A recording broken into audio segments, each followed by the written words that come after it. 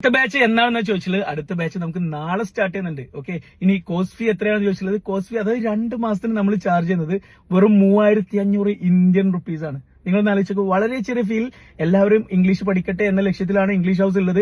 അപ്പൊ നിങ്ങൾ മനസ്സിലാക്കി, നിങ്ങൾ പറയുന്ന സമയത്ത് ഞങ്ങൾ ഇംഗ്ലീഷ് പഠിപ്പിക്കും. അതിന് ഞങ്ങൾ ചാർജ് ചെയ്യുന്നത് വെറും 3500 ഇന്ത്യൻ റുപ്പീസ്.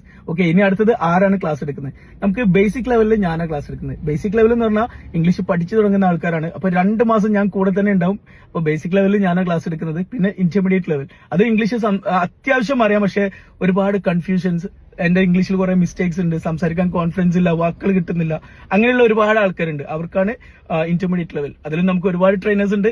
പിന്നെ വരുന്നതാണ് അഡ്വാൻസ് ലെവൽ. അഡ്വാൻസ് ലെവലിൽ നമ്മൾ ചെയ്യുന്നത് നിരന്തരം നിങ്ങളോട് ഇംഗ്ലീഷ് സംസാരിക്കുക. ഓക്കെ, നിരന്തരം സംസാരിക്കുക. ഒരു ദിവസം ഒരു അരമണിക്കൂർ ഞങ്ങൾ ട്രെയിനർ നിങ്ങളോട് നിരന്തരം സംസാരിക്കുകയാണ്. അപ്പൊ നല്ല റിസൾട്ട് വരും. അപ്പൊ അതിനും നമുക്ക് ഒരുപാട് ട്രെയിനേഴ്സ് ഇവിടെ ഉണ്ട്. ഓക്കെ, ഇനി അടുത്ത ചോദ്യം, റീഫണ്ട് ഉണ്ടോ? അതായത് കോഴ്സിൽ റിസൾട്ട് ഇല്ലെങ്കിൽ റീഫണ്ട് ഉണ്ടോ എന്നാണ് ചോദിച്ചിട്ടുള്ളത്. അതായത് റീഫണ്ട് ഉണ്ട്.